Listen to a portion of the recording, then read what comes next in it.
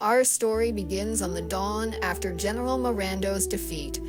The battle is over, and Arcadia Oaks somehow survived. Royal siblings Aja and Krell Terran say their goodbyes, not forever, but for now, knowing their paths will cross again. Eli Pepperjack prepares for a new adventure on Arcadia 5, though this time he's the alien on a foreign world. But the hardest farewell belongs to Aja and her beloved oaf, Steve Pelchuk.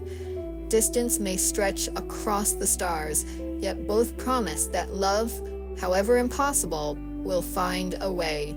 Strolling through the halls of the palace felt different this time. The air no longer carried the tension of battle, only the faint hum of energy pulsing through the repaired walls. Aja's footsteps echoed in the silence.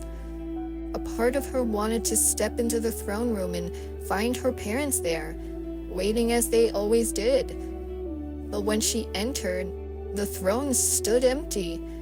She approached it slowly, tracing the familiar grooves of her father's seat before finally settling into her own. The official coronation was still hours away, but she wanted to feel what it was like, the weight of the position, the stillness that came with command. Vervatos Vex entered quietly, his heavy steps breaking the silence. He offered a smile and a few words of praise, remarking that he never thought he'd live to see her on that throne. He admitted his pride in how much she had grown, that she had embraced what once terrified her. But Aja didn't feel ready, not really. She could lead armies, face generals, and defy tyrants, yet the idea of ruling an entire world felt impossible. Her parents had united a divided people, ending a centuries-old feud between royal lines. They were legends. She was just their daughter, sitting in a throne that still felt too large. The palace plaza shimmered with a Kiradon light. Drones floated overhead, projecting brilliant streams of azure energy that danced like ribbons through the air. When the royal announcer proclaimed her name, the cheers rose like thunder. Aja knelt as the ceremonial energy crown descended, settling around her temples with a soft hum. As the oath of succession echoed through the plaza, she caught her brother's gaze. For a heartbeat, they weren't rulers or heirs, just two siblings who had survived the impossible. That night, long after the festivities ended and the stars scattered like silver dust across the Arcadian sky, Aja sat alone in the throne room. Aja's fingers brushed the armrest of the throne. Her parents had ended a feud that divided her world. Maybe it was her turn to prevent wars across all of them. Aja turned to see Krell stride into the throne room. Even without words, she could tell he'd been through something extraordinary.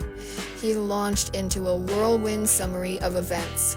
Time travel, sorcery, ancient wars, and the near end of the earth as they knew it.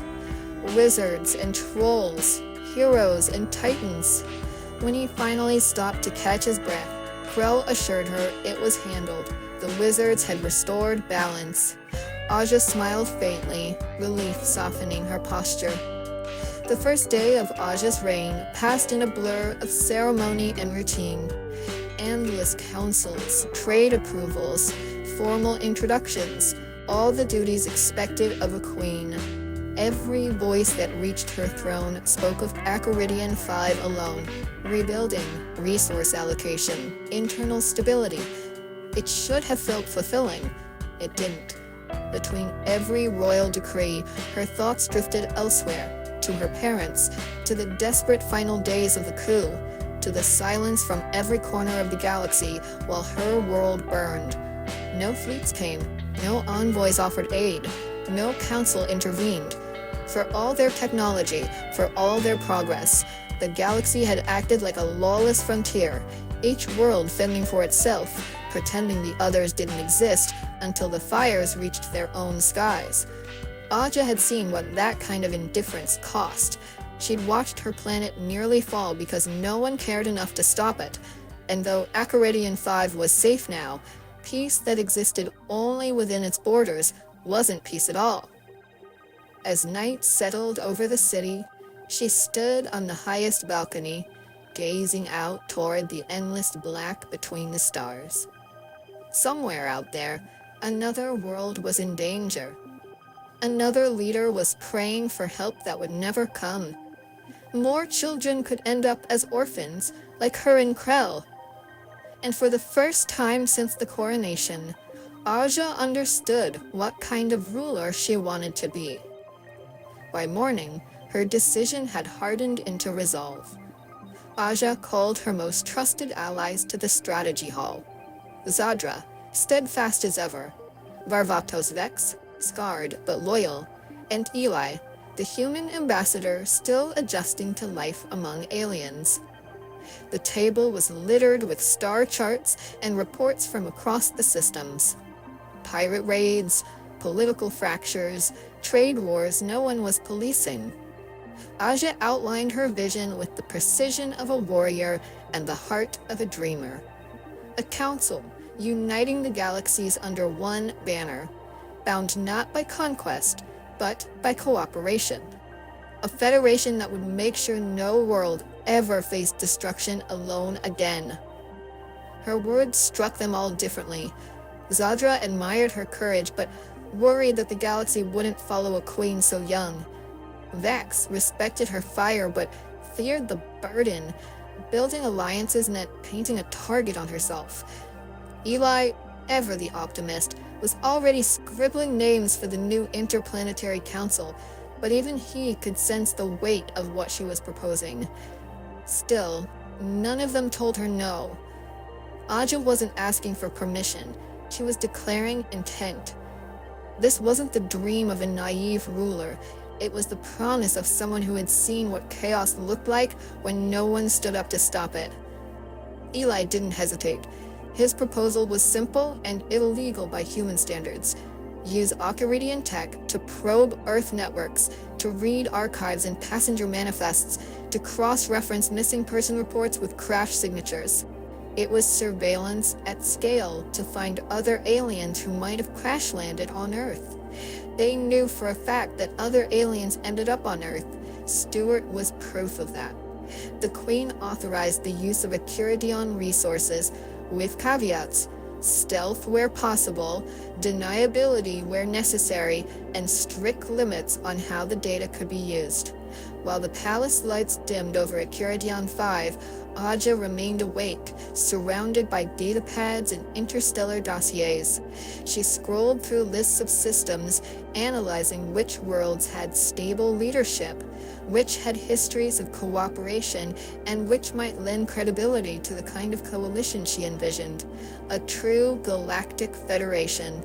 Then, the door burst open. Eli skidded to a halt, breathless, eyes wild, a data tablet clutched to his chest. He found someone, and it was promising. The alien crash-landed on Earth as a baby from the Glaupunk Quadrant, when a black hole ended up sucking up the planets, effectively destroying it. He's been hiding just outside the city called Metro City, apparently running his own little empire of science experiments and failed take-over-the-world plans.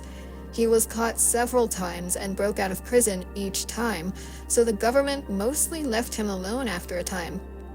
Aja blinked, stunned at what's in the file. He is the galaxy's most chaotic orphaned genius, living undetected on a primitive planet. This Megamind has the potential to become an excellent ally for Aja's cause. The warehouse sat on the far edge of Metro City's industrial district, a skeleton of concrete and metal swallowed by decades of neglect. Aja led the way, her scanner's soft glow reflecting off the puddles at her feet. Krell trailed close behind, muttering readings under his breath, while Eli fumbled with a handheld Arcadian detector that he'd probably modified 3 times already. Steve just looked uneasy. When they got to the entrance, Krell was about to warn Aja about a magnetic spike, but Aja stepped forward and the ground lit up. A pulse of blue energy shot through the air. The waves slammed into Aja before she could react, tossing her back as the energy rippled across her body. Her human disguise flickered, then failed completely. The illusion burned away, revealing the bright bioluminescent markings pulsing against the gloom. Aja groaned. Steve helps her to her feet. She should have seen that coming. Of course Megamind's base would be booby-trapped. Strange inventions lined every wall, half-finished machines, glass tubes humming with energy, and scattered notes in a handwriting that somehow managed to look both genius and unhinged. A low, amused voice echoed through the chamber. He mocked them for getting caught in his trap before revealing himself. Megamind. A series of spotlights flared to life, revealing a figure in black and blue, tall, caped, and unmistakably alien. His expression flickered between suspicion and curiosity. He studied her with sharp, intelligent eyes. He knew instantly what she was, an energy being, though the specific species name escaped him. Aja straightened her posture despite the lingering static in her limbs, and then introduced herself and what she wanted, before he could respond. From a side door, a fish in a robotic gorilla suit waddled in. The sight stopped Steve dead in his tracks, and he began to freak out. Suddenly, a talking magical cat with glasses was no longer the strangest thing he's seen anymore. Minion waved cheerfully, unbothered by Steve's pale expression. Before Steve could respond, another figure appeared. Human, confident, and someone Eli immediately recognized. Roxanne Ritchie. Eli gawked and stared at her while he asked her a million questions. Eli practically vibrated with excitement. Steve's curiosity overcame his fear. He began wandering through the lair, poking at gadgets he didn't understand.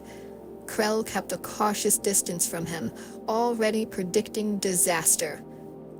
Roxanne kept Eli busy, and Minion was keeping Steve from breaking Megamind's inventions or setting something off while Aja had her conversation with Megamind. He was tempted, but instinctively declined her offer. Aja frowned, ready to argue, but stopped when she saw where his gaze had wandered.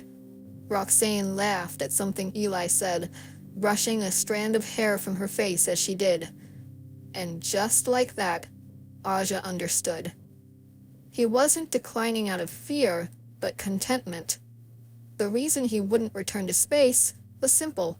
He'd already found his world here, with her. Megamind stood quietly for a long moment, studying her. Then he turned away from her, moving to one of his work tables cluttered with half-built inventions and sparking prototypes. He told her crowns or conquests, but by compassion did not measure that greatness. That sometimes the universe didn't need another ruler or savior. It needed someone who believed it could be better. And that love, more than duty or destiny, was the strongest anchor any being could have. As he glanced again toward Roxanne, the meaning settled into place for Aja. He was telling her to hold on to the things that made her feel human, to not lose herself to leadership or to grief. To build something greater, she first had to protect the part of herself that still believed in others. When she finally left the warehouse, the storm clouds were breaking apart. Neon light bled across the skyline, reflecting off the wet pavement. Aja didn't speak, but her expression said everything. She'd come to recruit an ally.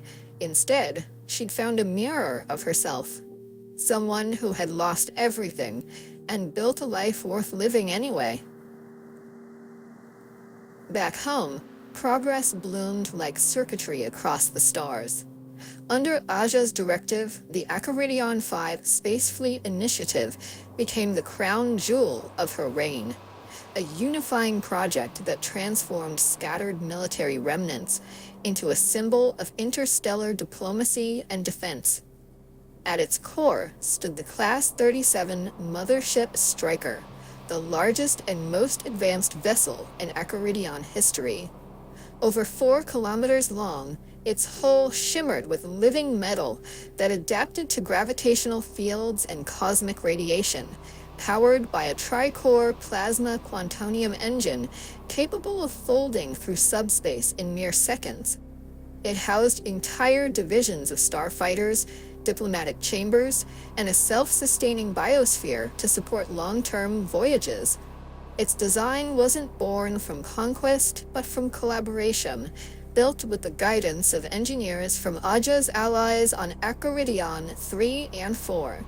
When the ship's engines first ignited, its light filled the atmosphere like a second sunrise, and for a brief moment, even the weary queen allowed herself to believe that peace could be engineered. The low hum of an Acaridian mothership striker streaks through the cosmos, its metallic hull glowing faintly against starlight. Aja searches for allies on a planet ruled by mammalians. The planet covered is in lush forests and sprawling citadels carved into living trees. Aja stands before a council of furred dignitaries whose gestures are more growls than words. Her translator drone hovers nearby, buzzing anxiously. The leaders argue among themselves. Aja rubs her temples, exhaustion creeping into her expression. Its design wasn't born from conquest, but from collaboration, built with the guidance of engineers from Aja's allies on Acaridion 3 and 4. When the ship's engines first ignited, its light filled the atmosphere like a second sunrise, and for a brief moment, even the weary queen allowed herself to believe that peace could be engineered. The low hum of an Acaridian mothership striker streaked through the cosmos, its metallic hull glowing faintly against starlight. Aja searched for allies on a planet ruled by mammalians. Their planet is covered in lush forests and sprawling citadels carved into living trees. Aja stood before a council of furred dignitaries whose gestures were more growls than words. Her translator blank hovered nearby, buzzing anxiously. The leaders argued among themselves. Aja rubbed her temples, exhaustion creeping into her expression. Zadra shares the same expression, honored that Aja chose her to accompany the queen, but she would rather go to battle with 1,000 fufus. The negotiation drags on. The council speaks of sovereignty, of debts from ancient wars, of distrust toward off-worlders who once stripped their moon of resources. Aja listens with practiced patience, but fatigue presses behind her eyes. The forest world's humid air twangs to her skin, and every exchange feels like another knot tightening around her goal. Still, she persists, outlining the Federation's promise of mutual defense, economic exchange, and technological advancement. She projects holographic models of shared trade routes and cooperative patrol networks. The mammalians mutter among themselves, unimpressed. They value strength and tradition more than ideals. When she senses their resistance hardening, Aja changed tactics. She would have to be better for the next world she would visit, a world ruled by cold-blooded reptiles. On the reptilian world, the air is hot and dry, every breath tinged with the metallic taste of dust and ozone. The cities are built into canyons of glassy rock, their jagged edges catching the sun like a field of blades. Aja walks beneath towering obelisks carved with ancient sigils, each one depicting battles won through dominance rather than diplomacy. Inside their council chamber, the air feels heavier. The ruler, tall, armored in glimmering scales, reclines on a throne made of fossilized bone. His golden eyes narrow as Aja speaks, his forked tongue flicking with each word she utters. Around him, lesser officials murmur, their tails coiling and uncoiling in agitation. They question her relentlessly about Acaridian technology, about whether the Federation would interfere in their conquests, about what she stands to gain from peace. The tone drips with suspicion, every sentence a veiled threat. Aja answers carefully, measuring every word, aware that the wrong phrase could turn the entire chamber hostile. She speaks of cooperation, of the strength that comes from unity, of how shared resources could end centuries of needless conflict. Her translator stutters slightly over the reptilian dialect, struggling to keep up with the shifting intonations that separate curiosity from insult.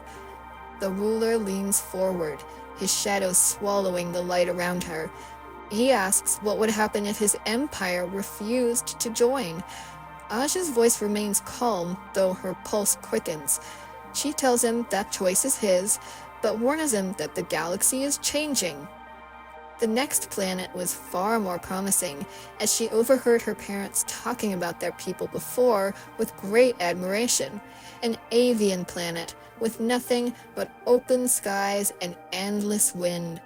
Towering nests of glass and metal hang suspended among the clouds, linked by bridges so narrow they sway with every gust. Aja and Zadra wear gravity harnesses just to keep their footing on the floating platforms. Aja's cape snapped violently behind them. The wind roars like a living thing, nearly swallowing her words as she speaks. Dozens of feathered ambassadors gather around her in a graceful, shifting formation. They move as one, circling, dipping, murmuring to one another in voices that rise and fall like the wind itself. Aja keeps her eyes on the lead diplomat, a tall avian with silver plumage and sharp eyes that miss nothing. She delivers her pitch again, the same one she's given a dozen times before. A federation of worlds built on mutual defense and shared prosperity. Cooperation over conquest. Order in place of chaos. Her translator, Blank, struggles to stay steady in the wind, its voice nearly lost to the air. The Avian Council listens, heads tilting, feathers rippling in thoughtful silence. When they finally respond, their tone is softer than most she's heard. Cautious, but not hostile. Their world, they explain, is poor in natural resources. Their harvests fail more often each year, and their technology lags far behind other systems. The Federation's promise of trade and stability speaks to them, not as an ideal, but as survival. Aja nods, hiding her relief behind the calm diplomacy she's learned to master. She knows the agreement won't come from shared philosophy, but from necessity, the most reliable kind of alliance there is. By the time the meeting ends, her throat burns from shouting over the wind, and her hair clings damply to her forehead from the thin, cold atmosphere. But when she boards the striker again, a flicker of hope stirs in her chest. For the first time since her campaign began, a world had said yes. The arthropoids are a bunch of chittering diplomats behind translucent carapaces. Aja sits at a crystalline table, trying not to flinch as their multifaceted eyes stare unblinkingly. When they finally nod in agreement, she exhales, unsure if it was acceptance or dismissal. A fungoid civilization comes next, spores drifting in the air, the scent of nature heavy around her. Their council speaks in rhythms and vibrations rather than words, and Aja's translator struggles to keep up. She smiles anyway, pretending to understand. Plantoids receive her in sunlight-dappled groves, their bodies shifting with the wind. They speak of growth and patience, of roots and cycles. She listens, half in awe, half in fatigue, but she managed to get a deal in the end. The Necroid world chills her, but they are necessary to work with, since Necroid worlds are filled with large quantonium deposits that starships need as fuel. Their cities were built of obsidian and bone, glowing faintly with inner fire. Their ruler greets her as if she were already a memory. She gives her speech nonetheless, her reflection fractured in the dark glass beneath her feet. Each stop leaves her more drained, the handshakes heavier, the smiles more practiced. Her ship's corridors grow quieter between journeys. Sometimes she replays old recordings of Steve's voice, laughing, teasing her, grounding her. The sound keeps her sane. Late at night, she gazes out the viewport, stars blurring past like streaks of memory. She murmurs a thank you to her parents for enduring this kind of endless diplomacy. for building peace out of exhaustion and compromise. As Aja's alliances merge into the Galactic Council that will eventually turn into the Galactic Federation, the Bounty Hunters Collective, a decentralized network of mercenaries, smugglers, and assassins, becomes her most persistent obstacle. They see the Federation as a threat to their way of life. Unity brings laws, and laws kill profit. Their contracts thrive in chaos, and Aja's vision promises order. They began targeting Aja's envoys, sabotaging trade convoys, intercepting diplomatic ships before they reached neutral worlds. Every alliance Aja forged seemed to come with a price. Her dream of unity had made her the galaxy's most valuable target. The Collective didn't want her dead, not yet. They wanted her silenced, destabilized, and discredited before the Federation could solidify.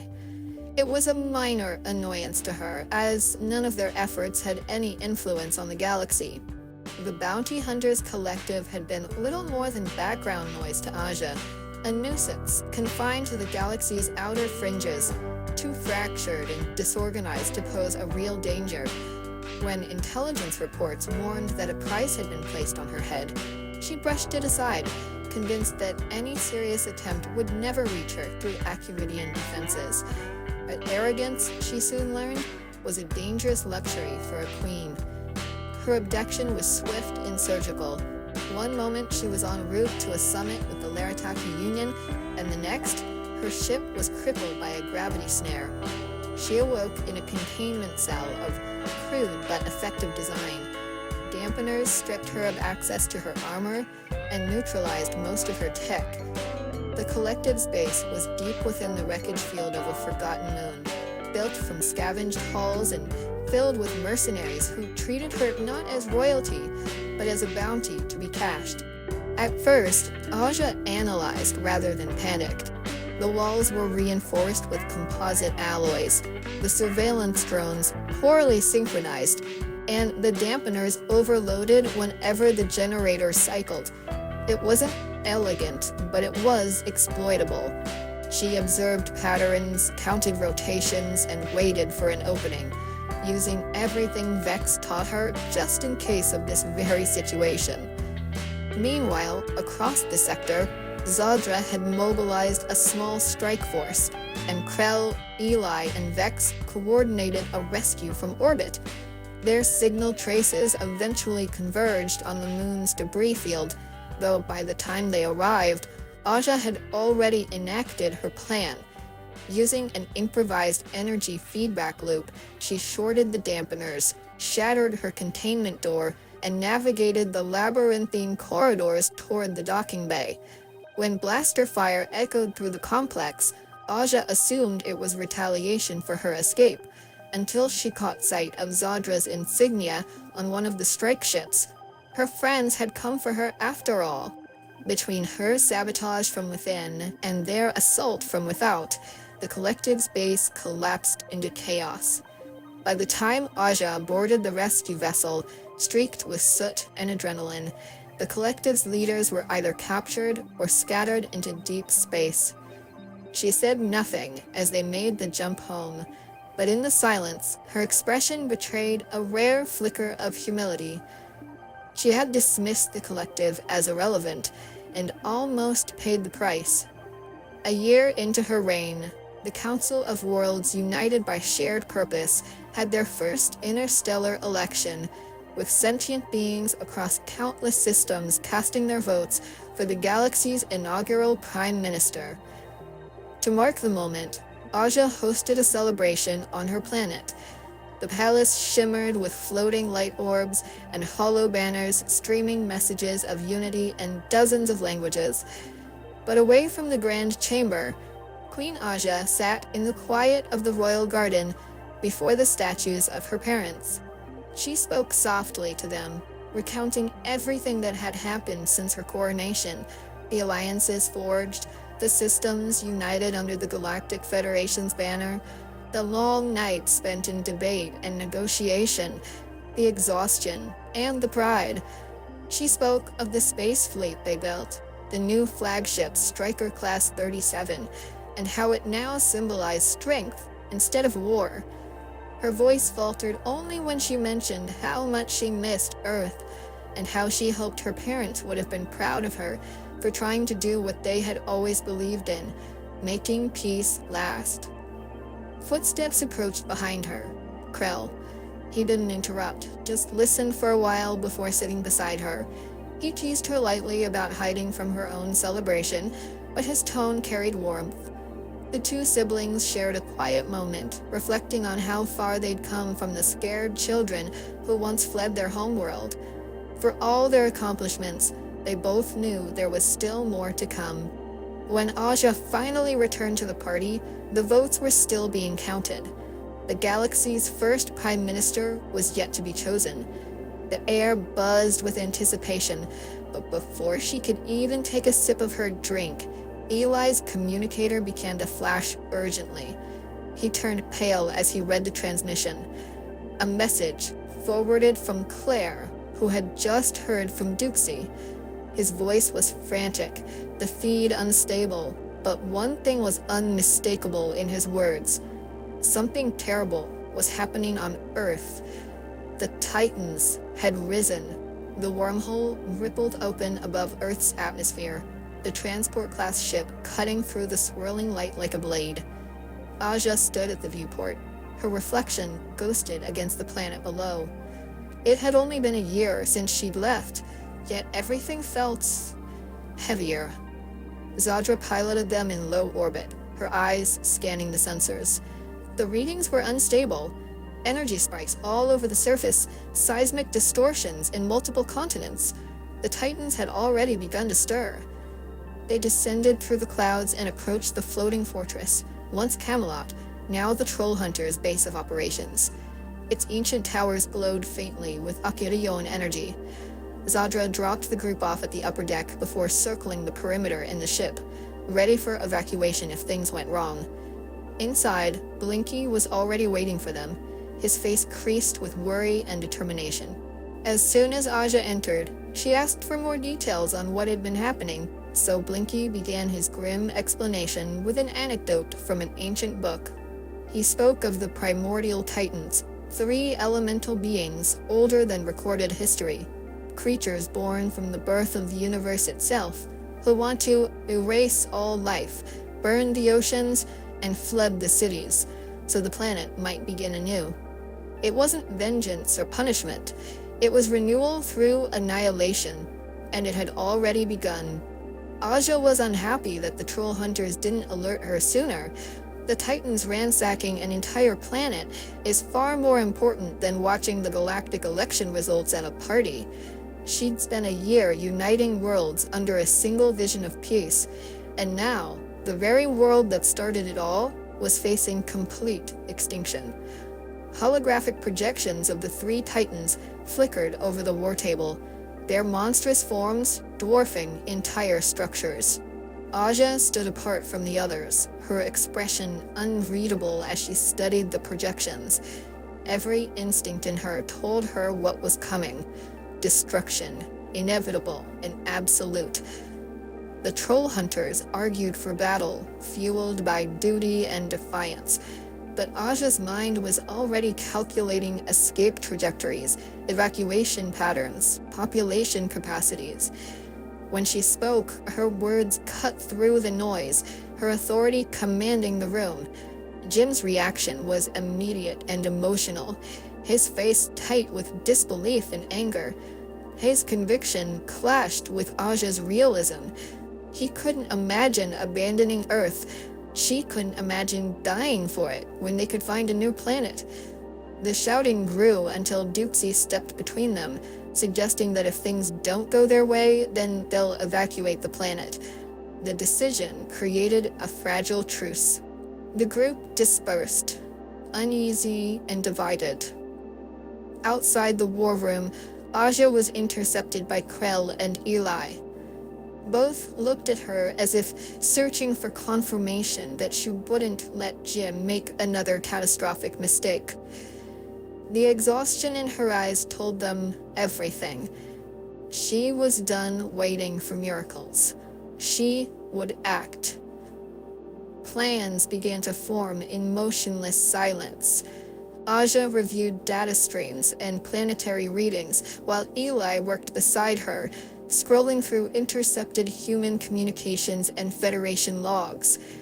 Krell managed the navigation algorithms, scanning for habitable worlds within reasonable reach, a place capable of sustaining both humans and trolls, or, as the wider galaxy classified them, lithoids. Her solution was immediate and dangerous. If the world were to be warned, it would need to be done loudly, publicly, and persuasively.